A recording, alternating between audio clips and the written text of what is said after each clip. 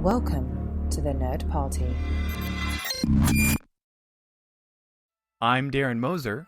I'm Philip Gilfus. I'm Daniel Prue. And this is City Alpha 3.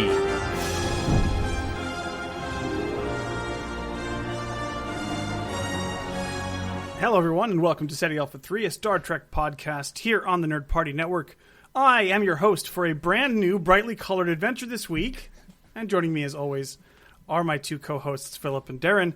Guys, how's it feel to be in two dimensions? I was going to say, it's a little flat, but no, it's good. It's good to be back. Guys, you know me in the animated series. Now we have to call it the original animated series. We can't just rest animated on our series laurels. Version 2.0. We can just call it the old one.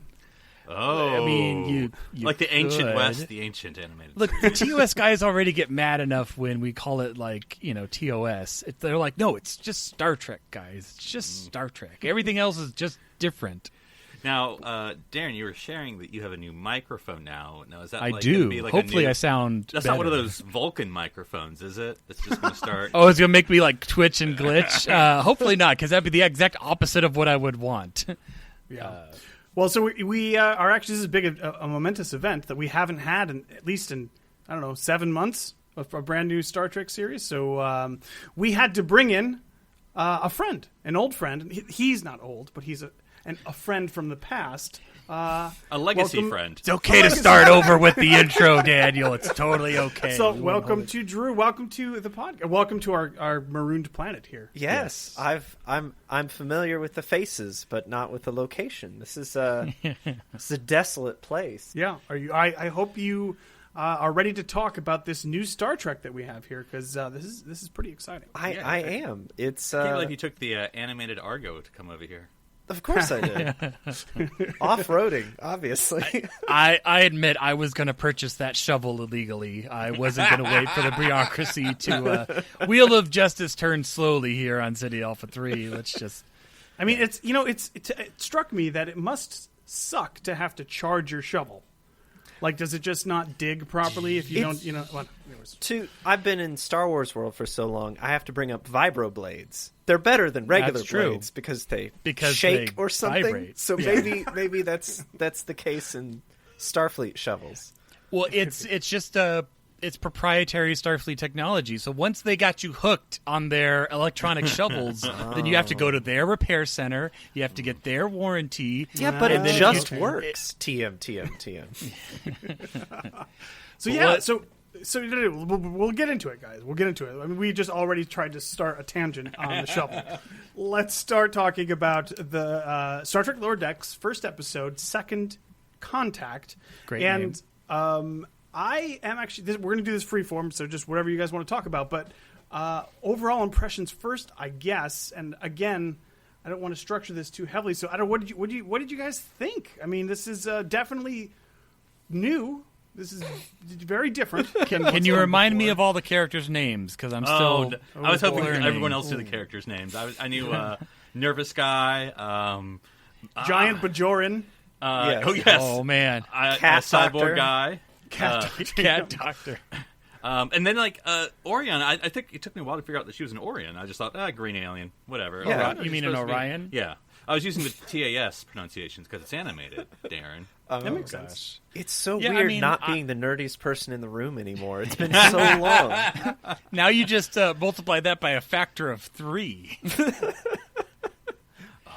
But No, overall I liked it. I got to watch it twice. I watched it once just to absorb it, and then the second time I watched with our new Lower Decks show here on the network, Second Contact, aptly named after this episode, that Shar and Tristan are doing. And they do a commentary show now where they talk a little bit about their input on the show, but then they do a running commentary.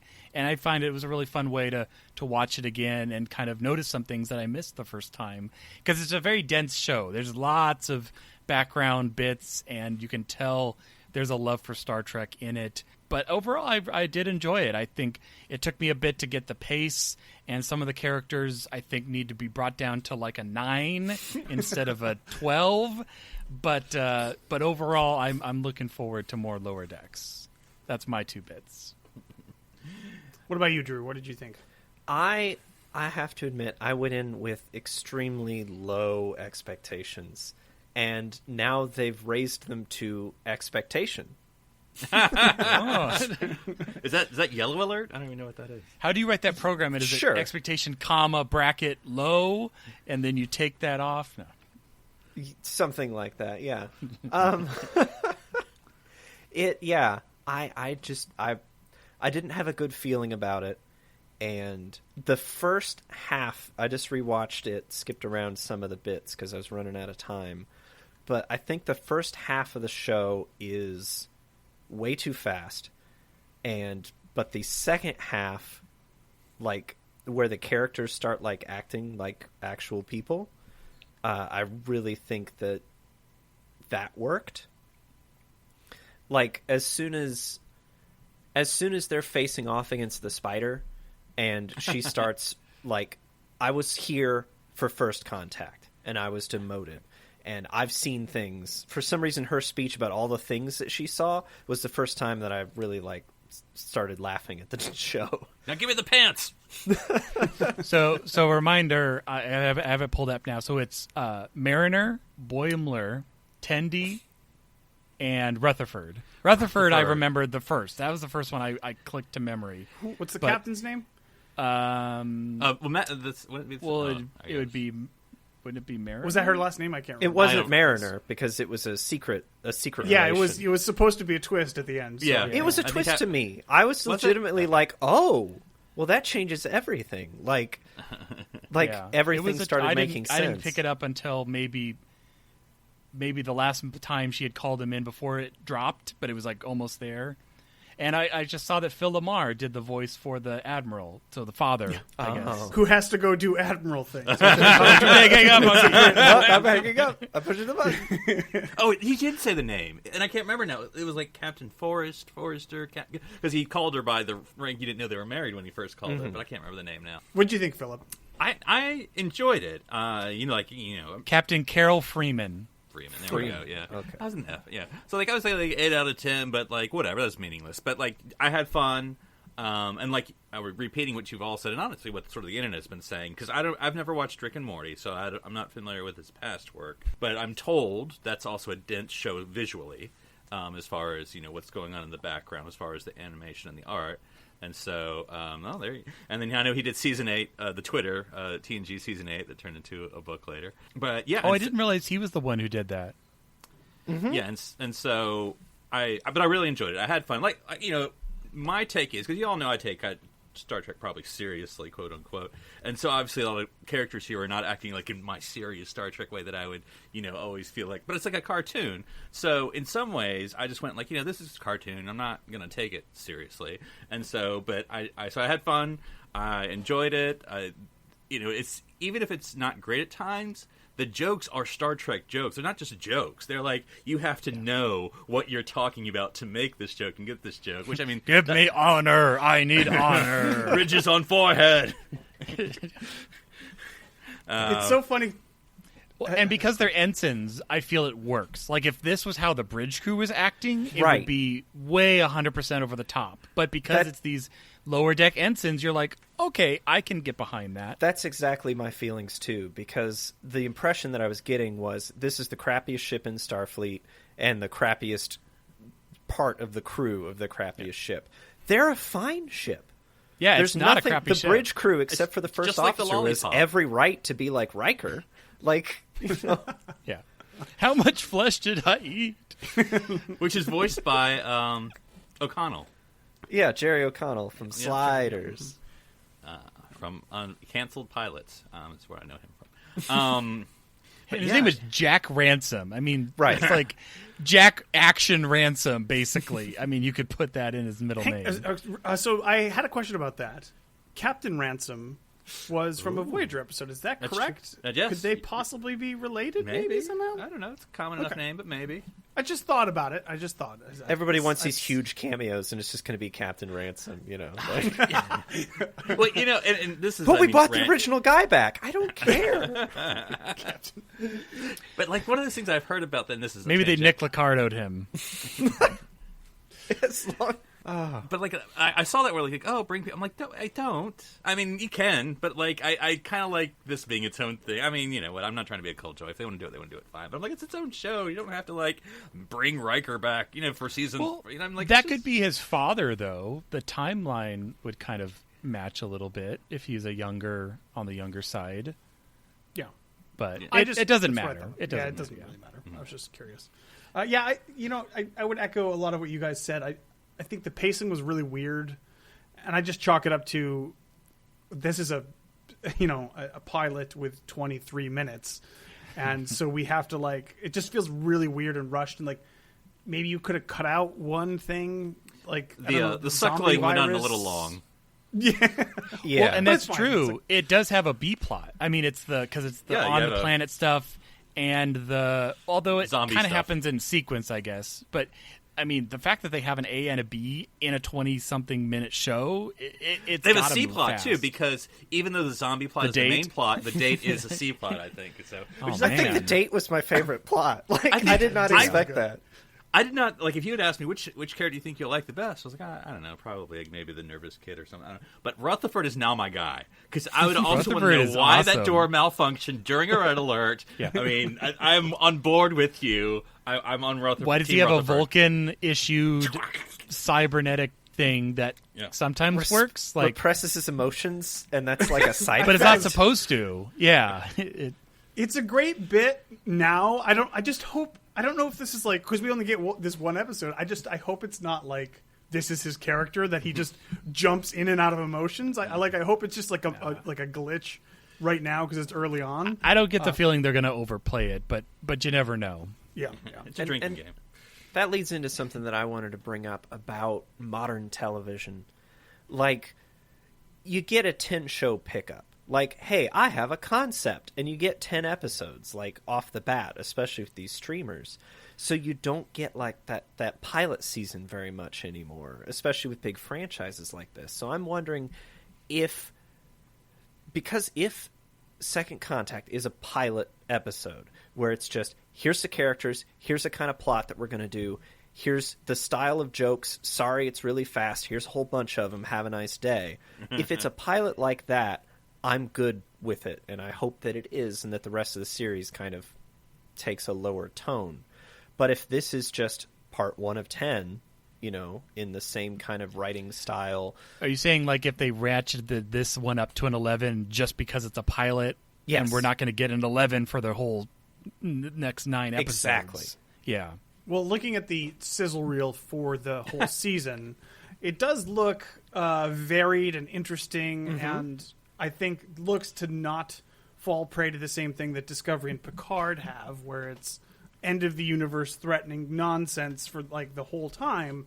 We actually get it looks like it might just be an episode of fun. An episode if there's of not fun, a drawn out mystery in this season, I mean, why are we even watching this thing? Well, and I feel like at the end, like I enjoyed all 4 of the main characters. It took the whole episode for some. Because like Boimler I had to warm up to him because I was like I really don't want like a snivelly guy the entire time, but he actually has a backbone and he actually like a view of the senior staff actually changed by the end of the episode, and Mariner, I needed her to come down to like a 9 for me, like that was a lot, but again I feel like the pairings, like already we have a pairing between them in the command division, and we have kind of the pairing with like Tendi and Rutherford, and I think the dynamic is going to bounce off between these 4 so well that I'm excited. I want more. I was watching because I watched it twice too, like I said. But there's the scene at the end when I don't even know the guy, nervous guy. I can't say that last name. Boimler. I'm not doing that. Just point to me and I'll where that's okay. The captain couldn't get it either. Yeah, that's right. This is just Moneyball. I'm just going to keep Boycott. on pointing at you. Boimler broccoli. Bum. Whatever it was he called me. But like in that Ready Room scene, there's a line reading, and I watched it twice, and I still don't know if he meant it straight as what he was saying, or if he was trying to like poke the captain, where he's like, I don't know, I think the slime that saved all the ship kind of rests with my memory. I don't know if that was kind of like a cough, cough, cough, or if that was just like my clever lie. But I just thought that was I feel like line. it was him looking for more acknowledgement for saving the ship. Are you going to acknowledge the fact that I led to this ship being saved because you've Right. given 0 of that? He didn't make it at the Well, log. even the Doctor, the best character somehow. I don't know how Mike called that immediately, but Mike Schindler got that down that they're gonna be the best character. crotchetication. Right, and it's like, no, he's worthless. It's the slime. Very sweary. It's Very swearing, yes. Which is fine. I mean, I like that they kind of beeped it. has a precedence. Yeah, I'm sure McCoy would have sworn if. He did. He did kind of. Haven't people said it's like McCoy and Pulaski joined into a cat person, basically?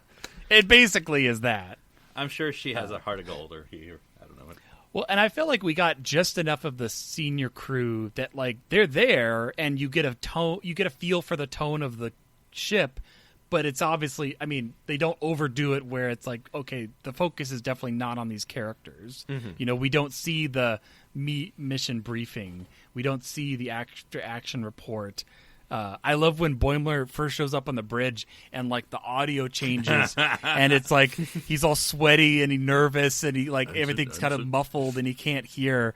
And it's like, Edson, what are you doing here? And it's like, boy, chill, dude. It's like obviously he didn't just walk onto the bridge for no reason, but I guess you thought he did. Lower decks. Yeah.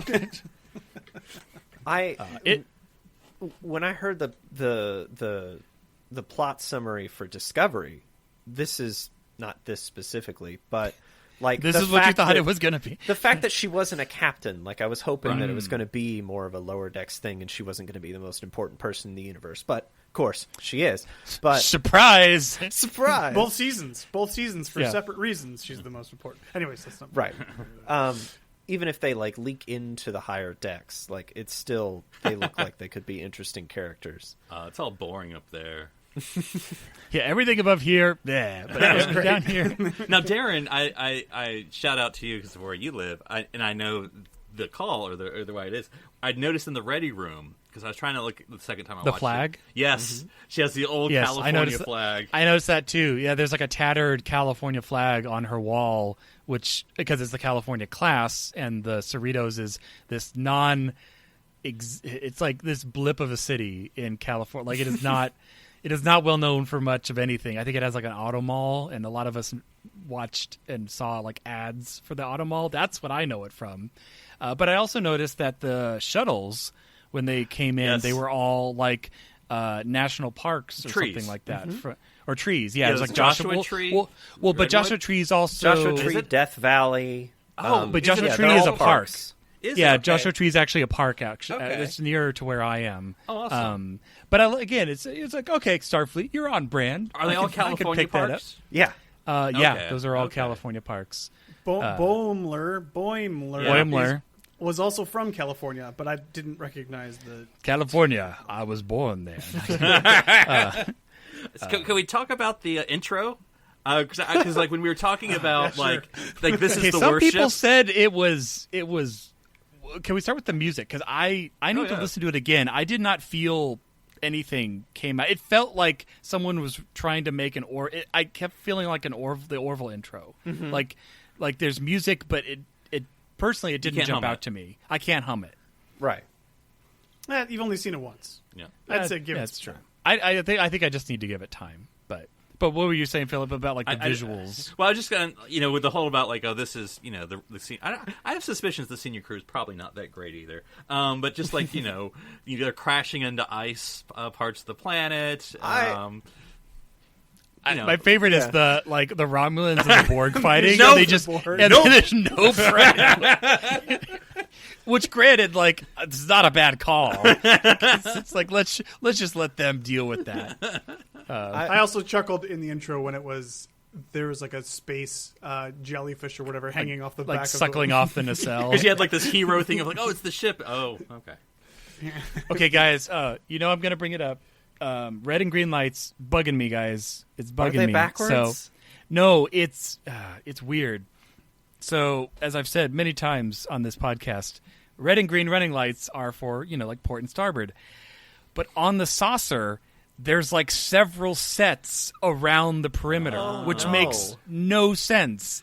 So it's like on the front, yeah, you have a red and a green, and then there's the red and the green on the nacelles. But then there's like 3 more pairs around, and I'm like, does the saucer like pizza pie out? Wait. Each piece like. Darren, are you telling me they may have a saucer that spins? Because that would just be... That would be really I'm saying they That's have too much. I think they have Too a much. saucer that Cancel. splits into like pizza slices. Is what it looks like to me. We haven't seen... Well, they teased us. We don't know what attack, maneuver... Attack pattern. 88 is. So, Well, no, but there was the other one that where Shrax was like, well, let's do this. He's like, Sulu won. He's like, oh man.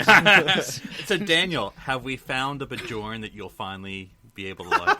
He does. He definitely bucks Like the when he trend. pushes I say like we the blow up the warp bulkhead. core. What? No. No. Oh, I was so thinking of Darren, where they're on the holodeck. What's your favorite place? The warp core. Yeah. That was funny. Yeah, well, I like Trax too when he's just like, again, he's like pushing through that bulkhead, and it's, I mean, he's bordering on Kingpin from Spider-Verse like levels of proportion. He's so big. Yeah. He's so big. But anyway, Before we move on, because I want to talk about the Cerritos and I want to talk about the design elements, because obviously the man is a very big TNG fan, and it's basically a TNG saucer. It's just the same saucer section. The sound design with all the consoles, everything. The corridor design, the holodeck, everything is literally just ripped straight from TNG, which is for us is a delight. But I just wanted to know what you guys thought about it. I loved the corridor where the lower slept, decks beds. sleep. Yep. I'm like, that's awesome that they turned the corridor into an actual just bunk for everybody. I thought that was great. But what did you guys think of all that sort of stuff?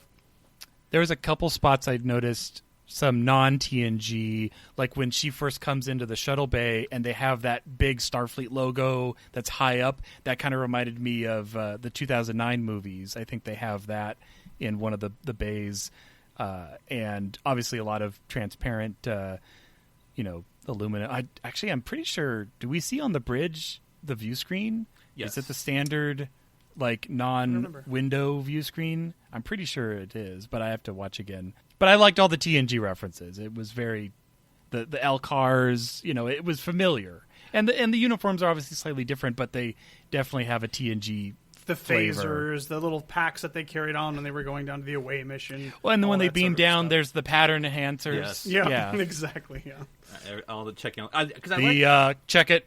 Gordanians. Well, they have to check the spelling in Second Contact, so The Argo, of course. gosh. Yeah, the Argo driving around.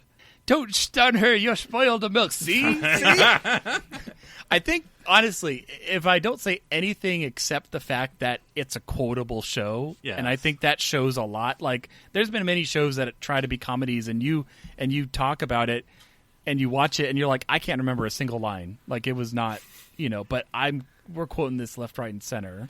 My favorite line for some reason is, "You ever been in a sentient cave? That's a dark place that knows things." It's great wordplay. But I like subverting the humor and still capturing the awe, like that moment when Green Girl or Green Woman is, looks at the Tendi. bunk beds, but then you see her turn the perspective of seeing the aft view at warp, and you're like, Which still looks beautiful. Yeah. And so, even though this is a funny show, I mean, that's her character so far, is the plucky ensign. She's the new girl, like, Yeah. Right. which is really is a great character, and I gotta and touch Rutherford, a heart! Yeah, I get you. And I love that moment in the end where Rutherford's like, he's talking about his date, and he's like, "No, we're not gonna see each other." And she's like, "Why?" He's like, "Well, she wasn't interested in this level 2 diagnostic." And she's like, "What?" And I mean, we all see where it's going, so it's not really but half a beat. And she's like, "That's crazy," and she's on his side, and you can okay, these people are gonna get along Nerds. just fine. Yeah, But yeah, the date C plot was just so fun. They're walking on the hull, they're Let's go for and a they're walk. and they're just skipping along, and you see through the windows carnage and death, and it's just la la la. Yeah, I liked the TNG elements that it had. It does go to show that the whole man, this modern Star Trek's got to be 25% different, or they have to pay royalties to some invisible person. Like, this is 98% TNG. I mean, like, they better be paying like Mike Okuda money for all the Well, I mean, in the very screens. end, she literally starts listing characters. Like, boy, Deanna Troy, that girl, Gary she Mitchell, went from... I could look him up. Yeah. I'll be honest, like, and we'll get into criticisms a bit later, but that part, man, I laughed twice so hard when she called him Chadich. Yes, Chadich. You're I thought that was You're my awesome. Chadich. But then she starts, like, name Yeah. dropping all these characters. Like, the and I'm joke like, was okay, done, and she it's took it over. like... Yeah, Yeah. You Well, don't need, like, Deanna Troy? How are you going to know who Deanna Troy is? Like, Do you that's hear the rest of crazy. that line? Deanna Troy, she went from a jumpsuit to... Yeah. Well, Philip, I have a question for you. Did your wife Jessica watch this She did. with she you? did. I'm just curious because, like Drew was saying, a lot of these jokes are Star Trek jokes. So I'm kind of curious. Did she feel? Because I know she's not as big of a Trekkie, and it's not like she knows the encyclopedic knowledge that the four of us combined have. So I'm just curious. Did the jokes hit for her, or maybe in a different way?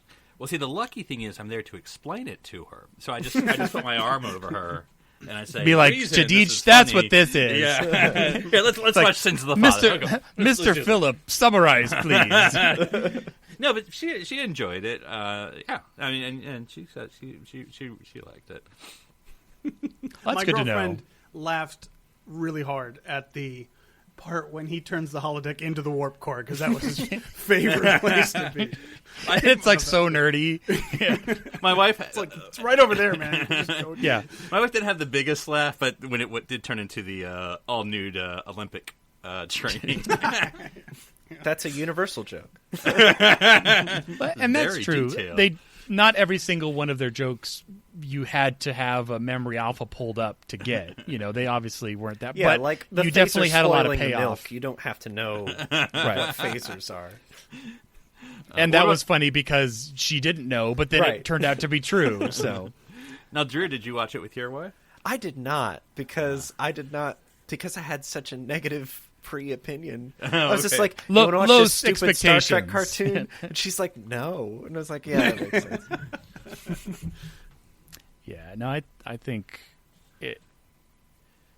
it hit in a lot of fun ways, and honestly, if every episode was at least this good, I think we'd be set for 10 episodes. Like I tried to go in with moderate expectations. I like Rick and Morty. I didn't want to see a direct Rick and Morty level jokes like parlay straight into Star Trek because I don't think that would have worked, and I don't think that's what they did. But I think at its core, you could tell that they love Star Trek, and they know that Star Trek can be funny. Mr. Tricorder and all sorts of crazy stuff. joke. Like Star Trek has a lot of humor in it. A lot of failed attempts at humor, but that's also humor. true. Joe Piscopo and Well, to be fair, honestly, I would rate this episode for me at like a 50% success rate or so in terms of the jokes. I'd say a lot of them Which is were everything. very good, and a lot of them were just kind of groaners, which is fine. Like if you pace it right and It's the like jokes. Simpsons or an American Dad or a Family You don't need Guy, you just 100% throw to hit, everything and- but- yeah. Yeah, exactly. And so so even the groaners are like, if they just come by and they just wash over you and you're whatever, you're over, it doesn't matter. By the time you're paying attention again, there's a decent joke there. So it's like the it's- doctors just tie them together. They're not going to infect each other again. It's like, well, you're not wrong. So, And I also love it's almost like under your breath jokes that I also because again there's layers to this. So like when they're giving the tour and Nervous Guy is giving like the commentary, but you can't really hear him unless you're listening to him. He's like, no, that's actually a very important. No, that's the it's process. like there's a door that doesn't go to anywhere important. No, that's a battle bridge. That's really important. Like, yeah, no, it's And I want there. I tweeted this. Star Trek is terrible merchandise, which we always know. But I thought it was going to change, but it hasn't. So, but like I saw there's like the T-shirt out now. I'm like, I don't care. What I would love for Star Trek Lower Decks, give out that or sell that poster of that LC of the the ship Master layout. Systems display. Yeah, that is awesome. I would totally get that in a second because I love that. Unlike I'm looking at you, Oberth class. They show that it's just one turbo lift shaft. all the way down. That's not all that does. I'm kind of surprised that they're not on the little bit. I thought they were. where the deflector is, because that's like technically there's a lower deck than you are, guys. But maybe nobody lives there. Maybe that's just the. That's going to be an That episode. might be like a joke. That might be an There'll episode. be an Where it's like episode they go where to the they go to the lowest. lowest deck. Someone crawls up from like the sewer and they're like, "Come with me to the dark depths of the ship." One of us. Yeah. That'd actually be pretty funny. Or what's that meme where it's like amateurs or something? So like, oh yeah, we're the lowest deck, and then one like they're at the 10 forward, and someone turns around and goes, amateurs. Let me tell you, let me take you to the depths of this ship that no one has ever returned from. I also like that they gave. I mean, I know this is stupid to say. Oh, they gave them all jobs. Of course you would, but I mean, they care about this. I like you kind of know what everyone's job is. Like replicator repair, all that stuff. And I also like they answered or they addressed something because Daniel, I know you've always Darren, one of y'all, have always wondered like command. What does that mean when you're like have no rank? What does it mean you're in command? And so I just like. Well, that's true. If you're on the command track. But you're not on the bridge. What do you do? You've never met a commander Apparently, before. whatever you're told. Yeah.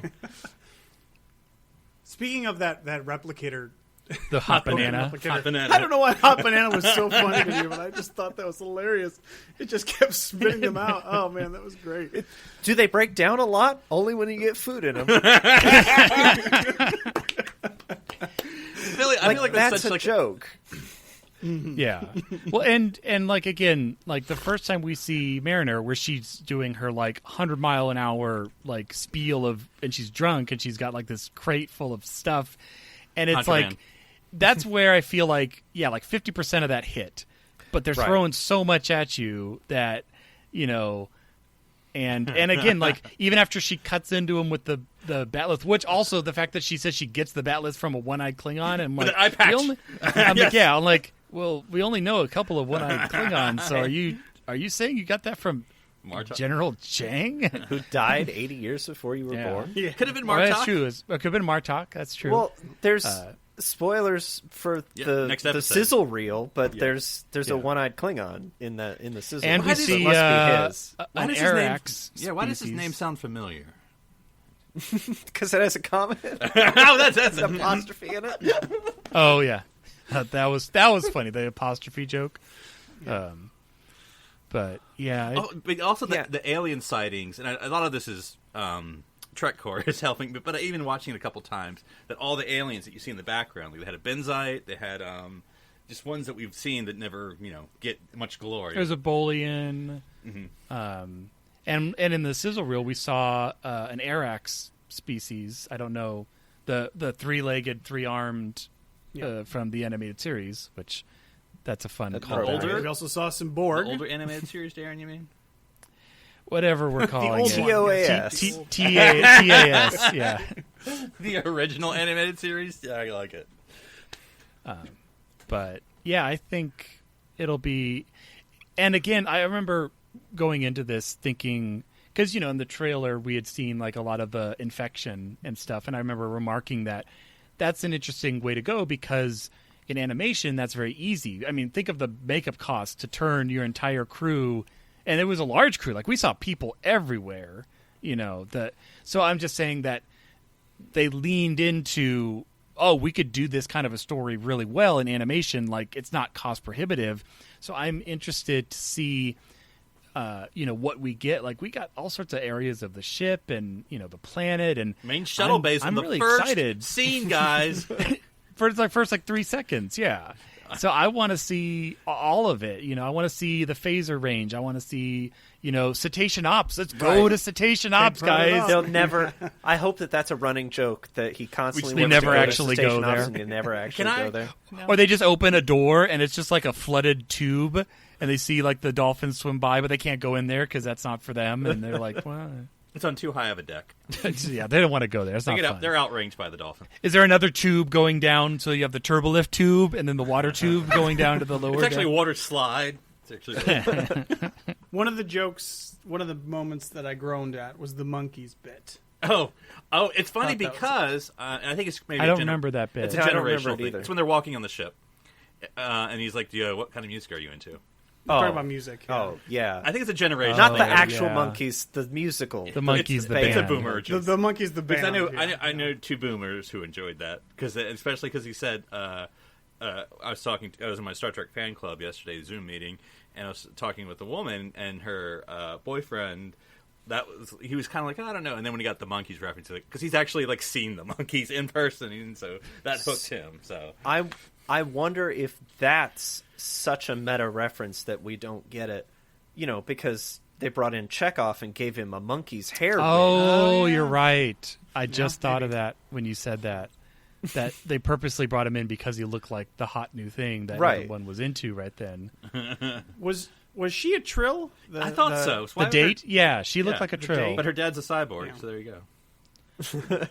I guess you could be a cyborg Trill. Why not? Yeah, that's right. I mean, you don't have to be the special joined ones, right? That's true. That's right. Yeah, you could just That's be true. That's She right. could be yeah, a you could just be a regular old Trill. So like, it's now a cool thing to be a cyborg. Is that? I don't know. So there's a joke. I don't know if I didn't get it, or so it's like, yeah, explain a joke. Now's the part of the show where we explain jokes to each other.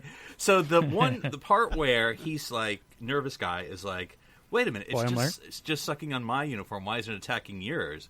Why wasn't it attacking hers? Oh, I don't think that's a joke. I think it's just. I think he's just pointing out the fact that or the fact that her plan was supposed to work, but he's like, if we hadn't done this, I would have taken the brunt of the fall.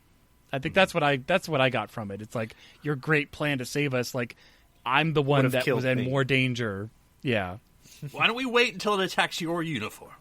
Well, I think he didn't want to go up to the ship in his underwear by himself. Oh, at that point. no, I think like what you're saying, Philip. Like, yeah, they're sitting she's in like, the tree. She's like, let's jump and attack it, and he's like, no, it's attacking my uniform more. Meaning, if I attack it, it's going to attack me more. I see. I can see that. But I mean, the fact that we have to explain it means it's not funny. I don't think it was a joke so much as a plot point. It's just like sky moisture, apparently. Right. I was a little surprised not to get into this level of detail, but I'm gonna. Their underwear, that wasn't blue. I mean, I thought that was standard like issue beige. Starfleet. Yeah, it was much more boring. Blue underwear would have been more spacey. Yeah. Right. Yeah. One thing I do really like, and you kind of touched on this earlier, Philip, is it feels like, even though it's mostly silly and dumb, it feels like still hopeful and like optimistic, and it's not like the end of the universe. They don't has hate arrived. Starfleet. They don't hate their jobs. They just one of them. But it's She doesn't even hate her I job need 'cause she's- honor.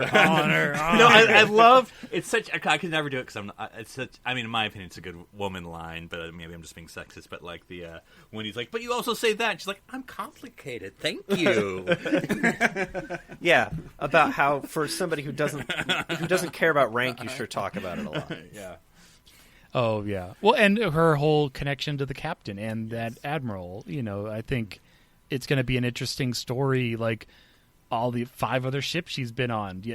And did she get bounced back to ensign every time? Has she climbed up the ladder several times? Did she get Tom Paris?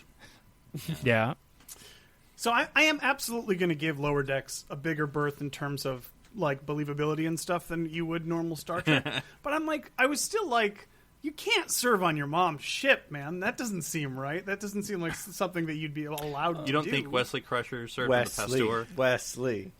Yeah, my girlfriend brought that up, and I was like, that doesn't really count. Well, but, I mean, they obviously set her up as this, quote-unquote problem officer, that the only reason she's still in Starfleet is her dad is an admiral and her mom is a captain. So they're like, okay. And now it's her turn to be back on her mom's ship, and the mom doesn't want her there. Just send her to the brig. She loves the brig. She loves the brig.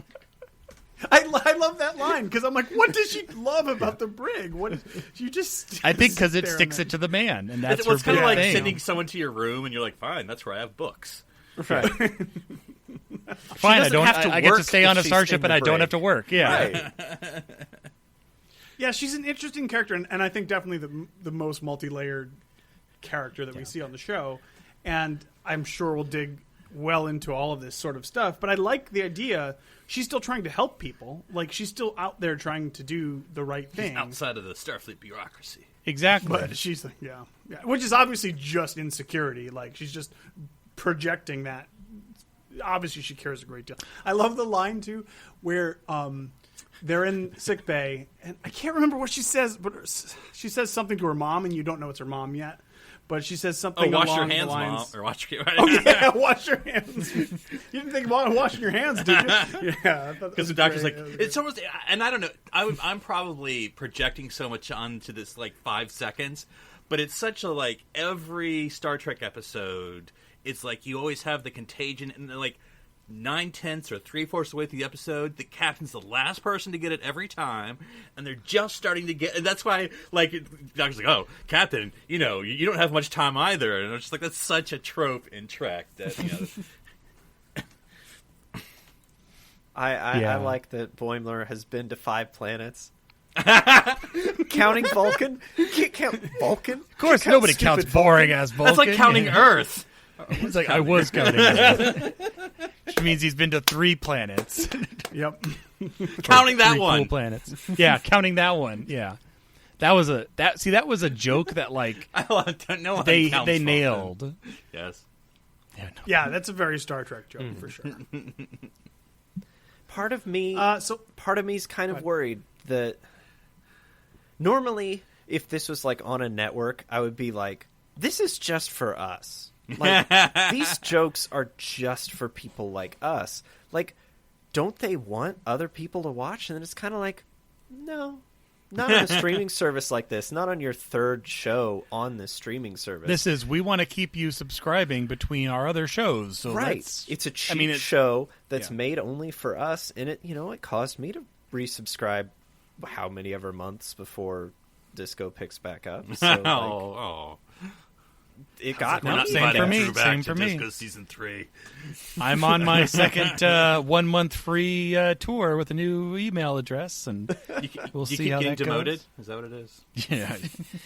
Well, that's. I've subscribed 5 times. No, I'm not counting that other time. Nobody counts the first 30 days. Nobody counts the trial. Nobody counts the trial. No, I'm like in the same boat where it's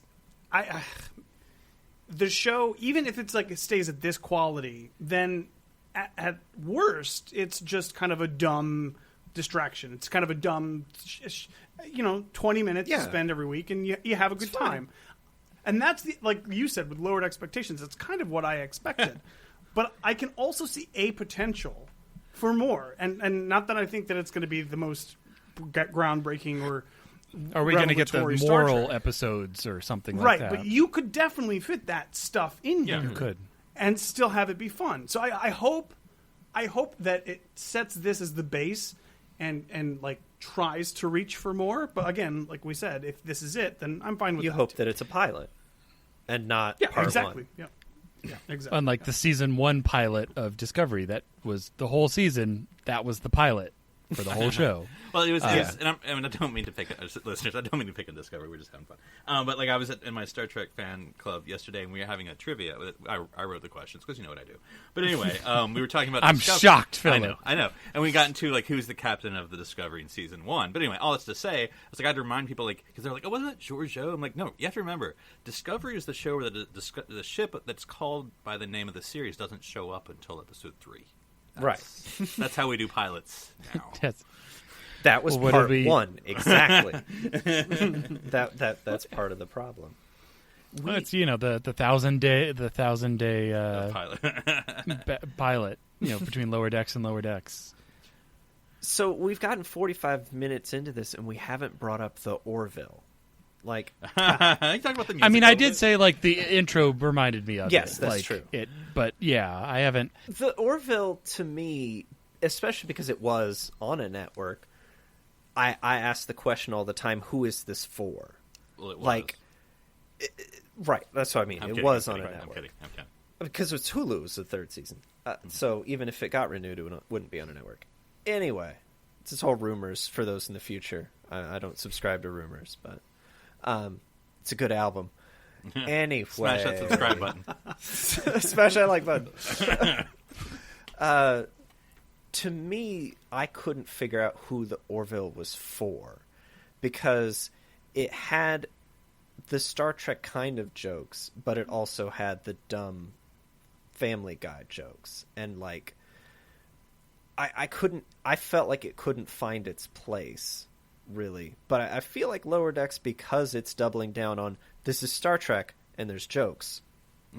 Like, it's not like we're going to be... I mean, there was that whole episode of the Orville that was literally a Deep Space Nine episode with dick jokes. Like, who's that for? Because we've seen that episode. Like... But now you've seen it with the Orville characters. Right. So I just never well, got to be Orville, fair, there but is I one feel... Deep Space Nine character in there, so I can see how it... That's true. Well, Penny from... Penny, Cassidy Yates. Yeah. Yeah, I mean, I don't know if this is like the part where like we're supposed to complain about Lower Decks, but I really don't have any, to tell you the truth. Yeah, I mean, I do. Like I said before, the humor mostly hits, but it's just as many misses. That's of course a personal thing. It's not. They can do what they can do, but the pacing was just too much. There was just too much for this tiny episode, and I hope it's not all at this breakneck speed. I hope like they don't have 3 plots per every 23-minute episode. Just cut it down to 2, and that's fine. Like maybe you could even handle that, because even in this story, I think they had to introduce so many people though. Like it's the pilot, for sure. so for sure. But like in this story, like there's a whole zombie plot that matters not to really anything. It's just back. Ransom bit a guy.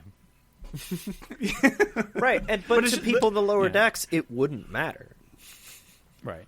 I feel that this show, it's smart because it knows what it is, and again, we're seeing the types of stories that we wouldn't want to see with our main bridge crew. Like if our main bridge crew did half the things that we're seeing these characters do, we'd be like, either A, that's super boring, these mundane tasks, or B, like I don't want the captain to be doing that. Like already, they're playing it on the edge, but like, yeah, the senior staff are kind of jerks, and we don't want to see our Starfleet captains act like that. We want to see them take the moral high ground, but it is more interesting, telling it this way. So I think we're going to get a lot of interesting types of stories with that, with Mariner bucking the system more and jumping in feet first when she shouldn't,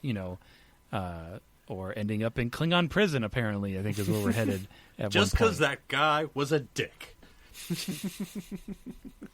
I had to fight a Yeti for my own shoes. I don't know why. That speech that's what got me. Well, Daniel, it was interesting when you were talking about its pace.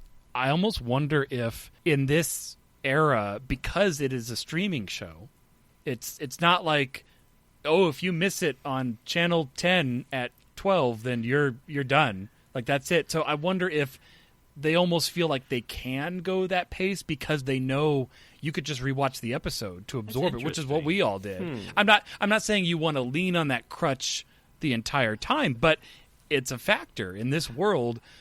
Rewatching and re-quoting and pulling the sound bites, like it's all at your fingertips. So you could actually leverage that. That would be crazy. I could understand. This is the 21st century. It's 2020. We all know how things work. That could actually be. It may not be, but that could be an approach. You're like, we know Star Trek fans. It's on streaming. We're going to have it so dense, so they're going to watch it 5 times in a row. And I'd be like, I buy that. That sounds like something people would do because I did it. And again, not that they're hanging the entire premise on you have to rewatch it to get it, but like you said, that second dense layer of jokes or the fastest parts, like they know, like, well, they'll just watch it again. And we did. They're absolutely right. Yeah, I mean, as Star Trek fans, we rewatch like to the end of time. We will rewatch episodes 8 trillion, bazillion, gajillion times. And that's fine. And I like that. I like the fact that, and that, at least in this first episode, we do get that aspect of it. But somebody was talking about Rick and Morty before. And Rick and Morty, while being super hilarious, is also dense because of the ideas that it's presenting. It's usually some sort of heavy sci-fi concept, and it has to reestablish the universe, though. That's the big difference. Whereas Star Trek doesn't have to do that. Mm-hmm. Yeah, I'm just saying, like, I hope that it moves in that direction as well. I mean, there's a trillion different reasons Rick and Morty works, and it's a brilliant show. I can't remember how the first episode was. I'm curious if maybe it is this along this same sort of lines, but I do see a lot of potential in Lower Decks, and they could. I just hope it's not always going to be dumb jokes. Yes. That's all I'm saying. And I can see the risk for what I would consider dumb jokes, like the Orville. Like to me, Orville was always kind of that same, like you mentioned, Family Guy humor. Drew, it kind of slowly moved out of it. I did. But I think it season still 2 was there. I mean, people do what they want. If you were turned off by the first season of Orville, I strongly recommend the second season. Because actually, at the end of the first season, like the last or 2 episodes, they really got. I mean, people died. You know, So like, I recommend it. No, then I felt that Orville lost what made it unique. Like, as much as I didn't like the stupid then it jokes, became TNG it became with different TNG names. with a different name, exactly, and straight Deep Space Nine episodes. So it's like, See, I gave Orville a bit more, I guess, leeway. Like, I agree, Drew. I think it did change more into TNG Light or whatever, but by then I was invested in the characters, and I was interested in how Captain Mercer was going to deal with this situation, and how, Isaac. Like it was just shade enough different for me to be like, okay, well, tell me this story with Robert Picardo as a guest actor. God, that was a really. Anyway, sorry. This is an Orville podcast. And- that was like and a scary Billingsley. episode for a second. Like that was like. Oh, man, that I was one- watching the episode. I'm like, Yeah. this is like a thriller, like Silence of Yeah. the Lambs Yeah. episode. That's like scaring the crap out of and me. that's when I Like the started call yelling comes at from my inside the screen. compound. Yeah. That's when I started yelling at my screen. Figure out what you want to be, Orville. True. It did take some time for Orville to find that. And I don't know we have one sample for Lower Decks. Like, is that the tone we're going to get the entire 10 episodes? Like, we don't know, but it's what the tone they wanted to put forth for the pilot. Yeah, and one thing, and I'm not going to talk forever, I guess, but like one thing I really like that we've talked about is that this is rewatchable. And again, I'm doing it again. I'm obviously critiquing other series when I say this. When it's just about like a hidden mystery, and then when you know it, you're not going to watch that episode again. Yeah. I mean, and so this one We have the titles back too. Yeah, and so I just enjoy rewatchability. I think that's one thing I like about this. So I'm looking forward. And I to feel at the end of this season, I'm going to remember. Oh yeah, second contact. That was the one where this happened. Like they made. I Second feel Contact. What? Leave not, Right. lest ye know the, Oh, God, yes. the lambs cry. No. Part Like one. Philip says, we don't. We're not to rag on Discovery. Yeah, sorry, which we people. If are. you like Discovery, we don't watch it. But you're right though. It's a more episodic tone, at least. Like there's many episodes of Discovery where either you have to watch it in order, or it doesn't really. Even work. Picard, so like we can be even. Yeah, even and Picard to an too. extent. There's some Yeah. episodes that be like, But there's like I remember like the middle of season 1 of Discovery where I'm like, these 3 episodes are it's just the story. It's like I'm not gonna pop it in and be like, I want to watch that episode. It's like if you're gonna watch it, you're gonna watch it all because there's no point in popping in. Again, that's a different tone and a different style, and that's okay. But for Lower Decks, I feel like it's going to hit that balance, maybe more like DS9 did, where like DS9 had the big arc, and the big arc I think for these are going to be the friendships of the characters. But we're still going to remember the time that they fought the Borg, and the time that they, were riding a shuttle, and time they had second contact. Like those are the missions that we remember. Mm-hmm. Just for the previews, I really do want to know how the shuttle just starts floating and just crashes. Like you into didn't have the things. parking brake on or something. Oh God, they're gonna bill me for that. I think that maybe this show is a perfect streaming show. Like, it's what all streaming... I mean, we're all getting all streaming. I mean, I've had cable in years, but like, maybe this On is the demand. future. On demand, specific content specifically for the 4 of us. Like, No, it's true. It's niche You're content. not And catering we know to it white is. men enough, is what we're saying. No, no, but like, you could cater to specific, type of people because you can afford to, and they'll watch it, because it's there in streaming. I feel like maybe this is the future. like, hey, you think that this is too dark? Here's a show that is light and fun, and the jokes are all Star Trek jokes, and you have to know what a warp core is in episode 1 for this joke. Awesome. And here's a meta link awesome. at the bottom to Memory Alpha, so if you need any help and references, it's right there. I would love that the Memory Alpha summary for every Lower Decks episode is just nothing but hyperlinks. Nothing but every line is hyperlink. I will say that I think that to me was a big deal. Was that after Discovery and Picard was the total difference. Yeah. It did. It really made a difference. And that was not a sigh of I hate this shit. That was a sigh of like, can we just have a joke now? Yeah. this is some breathing time, right? So and obviously we're going to get Discovery again right after this, after this season. But I'm glad, like you're talking about, Drew. I'm just glad that they're diversifying because we had two very serialized, very heavy, very depressing, in a lot of ways, tonally shows, and now we have something that's like, here, have a nice, cold, refreshing glass of water. Have a brownie and a Coke now. And maybe it just feels. And maybe Strange New Worlds would be that for live action. Like That's got true. like all kinds of different. I could see that happening. And they're doing it. People give CBS a lot of crap, but they're selling it. They're selling it. They don't even know what they have, and then once you've been brought up by Strange New Worlds, Section 31 will come out, and you'll come back down. And that's never going to happen. That's the New Mutants of Star Trek. That's never coming out. Well, like you said, Drew, I mean, with the hyper focus of this show, and I think we all kind of agree, like it's not its entire intent, but definitely a major part of its creation is to have the Star Trek fans that already subscribed stay subscribed on the in-between time between other Trek shows. Like we all know it. We're not offended by it, but it's what definitely it is. A better idea than short treks, and probably a lot cheaper. Yeah, I would assume it's much cheaper. I mean, you got to pay for those tribbles. Oh man, not cheap.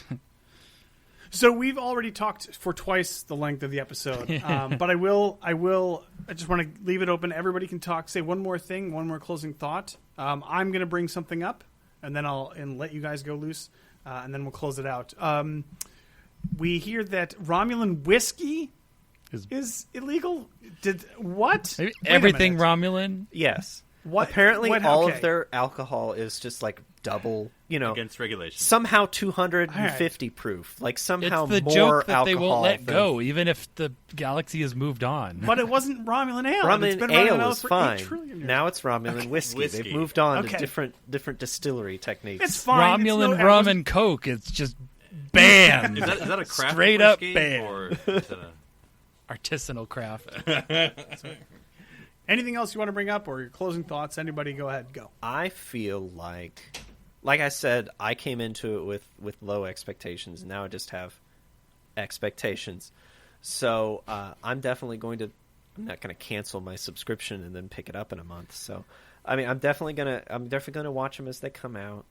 I just realized I need to tell my dad that the subscription is back up so he can log on and watch it too, because I realized that he'll think it's just as funny as we do. I mean, even if he doesn't get every obscure joke, he'll really like that the guy likes the warp core and that Vulcan doesn't count as a. It is a cool warp core. When he was just like, I want to go to the warp core, my first thought was, ooh, I want to see what their warp core looks like. See, I was excited to see the bridge, which, I mean, they showed, like, you still don't know 100% how it looks, but it was like, you got to sort of have that encounter at Farpoint, bridge shot of the bridge there. So yeah. I like the 90s styling. I feel like if they toned down some of the hit or miss jokes and the pace, if this is a pilot just showing us what they're aiming for, and we get some more calm and some more character development, and it doesn't need to be moralistic or anything, but just let the characters grow and stretch a little. I really think that it'll shape up to be a good show. I got to touch a heart. Yeah, it does have a heart. No, I'm looking forward to the next 9 weeks. I'm really looking forward to working with you and talking about it here. No, and I think, because I was a little worried, again, what's that tone going to be like? I think that's what everyone's was worrying about or thinking about at least. But even just today, like this conversation amongst 4 Star Trek fans was hilarious and tons of fun. Did the show have to be a 10 and knock it out of the park? No, like it was enough to be funny and have interesting characters and set up some things that will hopefully pay off. Lots of references, which I think it's I like this hyper targeted TNG era Trek show, and I think I want to get more of it. And we got to have a cliffhanger of all cliffhangers at the end, guys. I was just come thinking that when we were talking about how season 1 going to end, just be like, Just Mr. Boimler, fire. here's your pip. No, I'm going to a higher deck. No. think about, like, I like that point that we've got. It's so beautiful to have new Trek to talk about. I mean, so much has changed since the last time that we all got together and recorded something in 2015. Like, we couldn't have imagined that we would have 3 different Star Trek shows to talk about with, like, 3 more on the way. Like, new Trek out again this year. I don't think that it's going to be like the 90s where we had, Next Generation and Deep Space Nine on at the same time, and Deep Space Nine and Voyager. Like, are they going to catch up? Well, we're not putting out 26 episodes a season, guys. This is where they put the brakes on. It's an exciting time to be subscribed to CBS All Access, I guess. Sorry, foreign markets. Womp, womp, womp. Life finds a way, Drew. Philip, I'm going to let you do your closing things, but since Darren brought it up and I'm running the show right now, I just want to bring this up as well. They were having the conversation when the Orion lady first arrived, and she says, "Wow, you guys are commanders," and like, "Yeah, we want to be captains someday." And like, "Well, you, as a science officer, can be Chief Medical Officer. That is not the top rank that you can achieve as a science officer. Oh my God, people! I mean, Daniel, they really, I think you're in denial. They just Captain Spot. Captain Spot. Anyways, Philip, no. Like I said, I enjoy it. Look forward to more. Nice and short, kind of like a 22-minute animated episode. All right, guys, that was a lot of fun. And we will be talking about this every week for the next 9 weeks. With guests. So, yeah, with guests like the fantastic Drew. Drew, thank you so much for coming on, and let people know, if you want to, where people can find you on the internet and chat with you. I'm unfindable. No. You can still find me on Twitter at 005, DOUBLEOFIVE, and you can find me on also on Twitter at Star Wars VizComp, VISCOMP, where I've been sharing all the changes that George Lucas made to Star Wars over the years, and there are a lot more than you think. Drew, should Star Wars release another version for fans? Do you have any thoughts about that? No comment. Okay. You just broke it. Drew. No. There's video of me being broken, and it's 2:00 in the morning the night Disney Plus launched. Oh, McClunky. All right, Philip. If people want to get a hold of you on the internet, how would they find you? As well? They can find me at NC Public Servant. Just speak into that horn and only speak the truth. And Darren, what about you? If people, lots of California mentions in this episode. Certainly, you would be assigned to the USS Cerritos. So, how and where would they find you on the show? Thanks for that vote of confidence. How much flesh would you eat? I don't know. They can find me on Twitter, Instagram under username Dr. Sci-Fi, DRSCIFI. And if people want to get a hold of me, they can find me on Twitter at OneUpDan. That's the number 1, not the word, as in this is already my favorite animated series show of Star Trek. Oh, bird. Oh, no. Bird. Take that, TOAS. No. Spock's cat cries in the corner.